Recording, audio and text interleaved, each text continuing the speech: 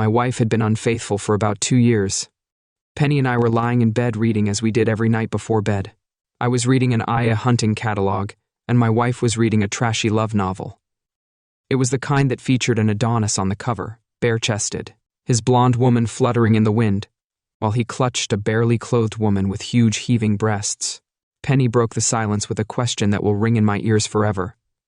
What would you do if you found out I was having an affair? I didn't say a word. I just reached over to my nightstand, pulled out my .38 special, took the safety off, and put a hole right between my wife's eyes. The bullet actually tore through a 16x24 photograph she had given me for my birthday last year. It left a nice hole in the wall behind her.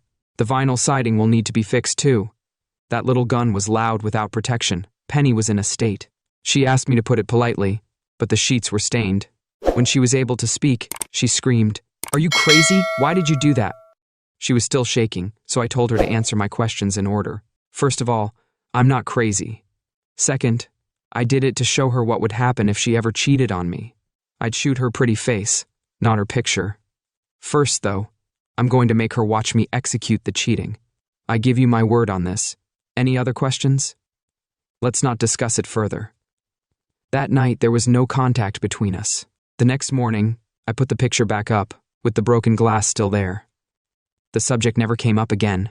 I was foolish to think that a reminder would be enough to guarantee fidelity. Fast forward 5 years.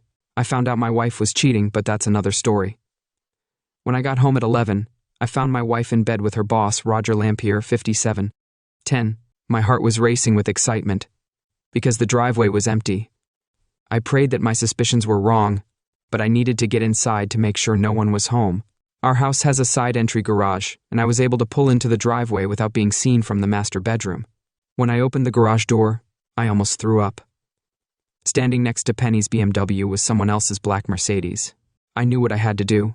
I took a deep breath and calmly loaded the 12-gauge pump shotgun with 6 high-velocity rounds. They were duck cartridges that spit out steel and shot more than 100 feet into the air. I made a circle and slowly opened the door on the floor of the Italian marble hallway. There was a pile of discarded clothes that Penny had clearly just thrown away. Fury boiled over when I saw my birthday present for her hanging from the banister. It was a pair of lace panties and bra that my wife had yet to wear for me as I climbed the spiral staircase. I could hear them making love like animals in our marital bed. There were no words, just guttural sounds like I saw my wife having sex with another man through an open door. I waited until he straightened up and then walked up behind him so Penny wouldn't see me. I wanted this to be a surprise. When he got a good rhythm going, I aimed the shotgun about 6 in from the base of his skull and squeezed the trigger. Fire burst from the barrel, and a 100-size steel pellet pierced his head. I was amazed to see his body collapse onto Penny. I was going to be stuck with a disgusting box of blue balls for the rest of my life. Penny let out a single scream as the bright red blood and gray matter of his brain splattered all over her. Then she fell silent and fainted. I had never killed anyone before, and I didn't know what to do.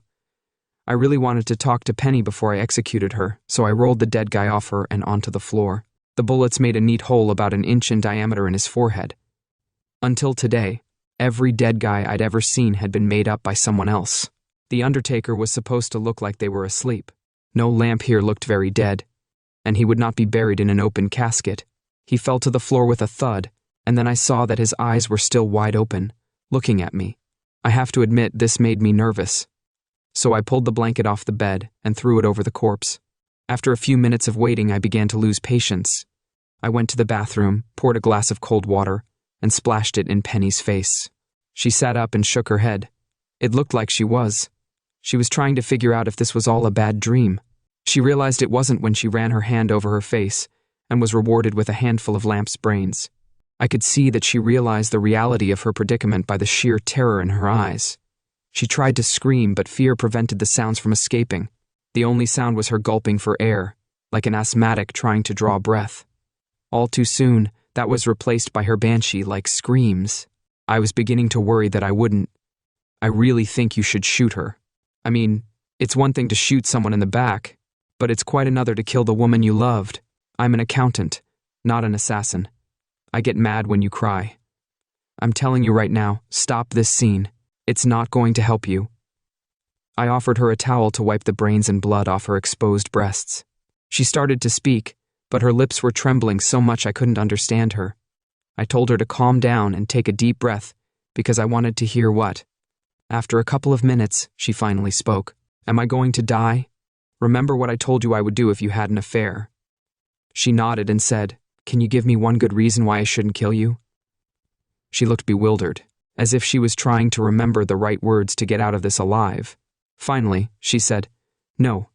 You've been my wife for 7 years, so I'll give you 7 minutes to reconcile with God. If you try to talk me out of killing you, I'll kill you instantly." I looked at my watch and said, "Time's up." Penny closed her eyes, and I assumed she was praying because I could see her lips moving. Then she opened her eyes and moaned pitifully. 5 minutes. I'm so sorry I messed up. Shh.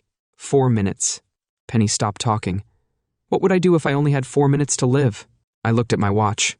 3 minutes. Matt, I'm scared too. Tears were rolling down my cheeks. 2 minutes. Is this going to hurt? A lot. Close your eyes. You'll open them in heaven. Penny started to sob louder but finally managed to speak. Please shoot me in the chest, not in the face. I nodded and pointed the muzzle at her heart.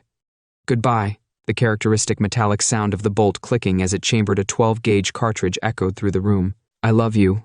I love you too. I pulled the trigger and ripped the life out of my wife. The shot blew a hole in her chest the size of the hole she left in my heart. I sat down next to her lifeless body. I spent at least an hour crying. Then I pulled out a notebook and started writing my confession. I began by telling her about the hole in the painting, and ended by saying that I kept my promise to my wife. My stomach was rumbling, and I realized that I'd only eaten a cup of coffee all day. I thought about calling the police, but I'd be lucky if I got something to eat before tomorrow morning. Then I had a brainwave pizza. I went downstairs and found the menu for the Italian restaurant. I went next door to the pizza place that delivers food. I figured this would be the last pizza I'd ever have. I opened a bottle of beer, which would no doubt be my last, and wrote a note to my brother while I waited.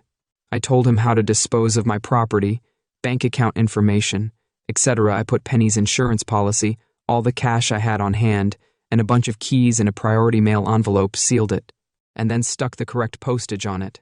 30 minutes later, the doorbell rang. I handed the delivery guy $25 and said, "Keep the change, pal." I made his day. I wasn't sure if it was real or not, but I remembered that in almost every detective show, the bad guy's belt and shoelaces are taken away to keep him from hanging himself. I knew there would be TV cameras in court, and I didn't want to walk around like I was homeless. I took what I expected would be my last hot shower, then changed into a pair of comfortable pants that didn't need a belt and a pair of loafers to make sure my story would get out. I made copies of my confession and mailed them. I sent copies of my confession to 2 reporters whose names I recognized from the front page of the local paper.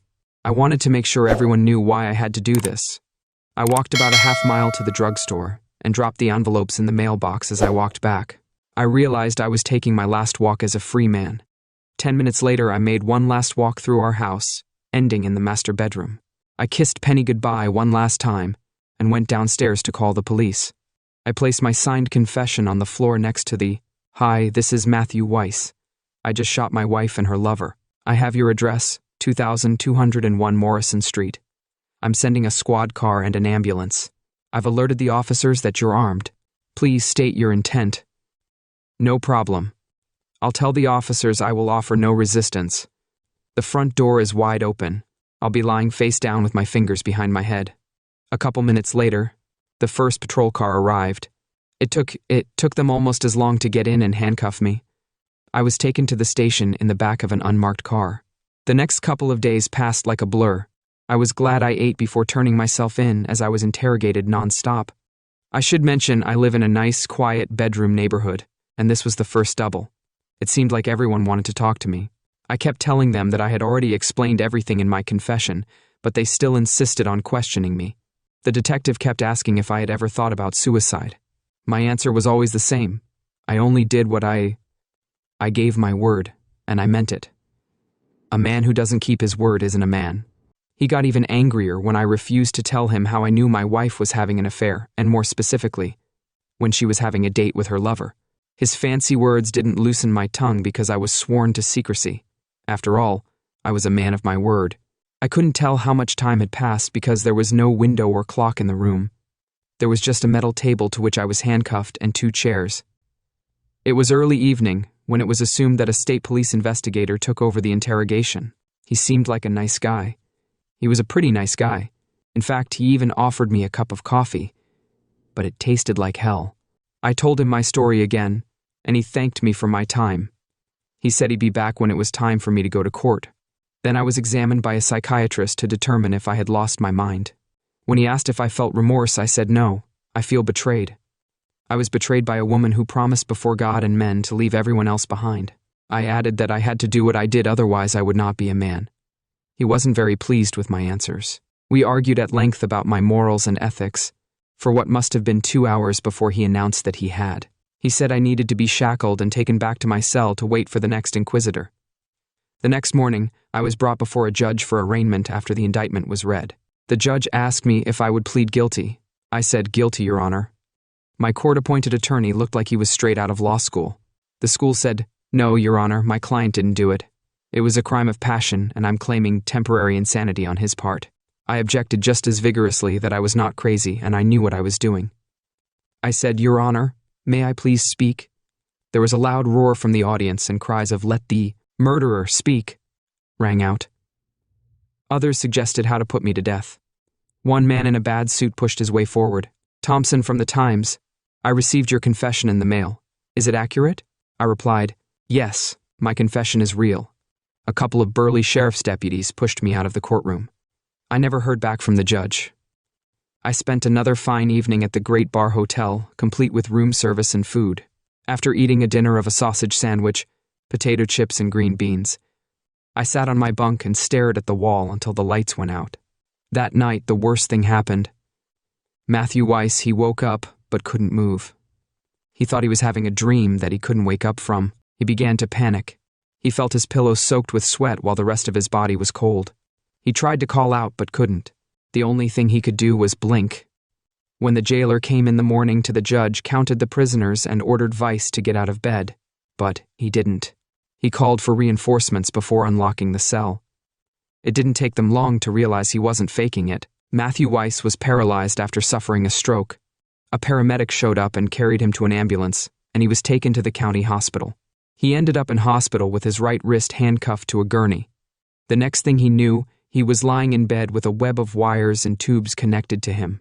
He overheard someone explaining that he had suffered a massive stroke, but it looked like he would live for 6 months. Later on, he could move his left arm enough to feed himself.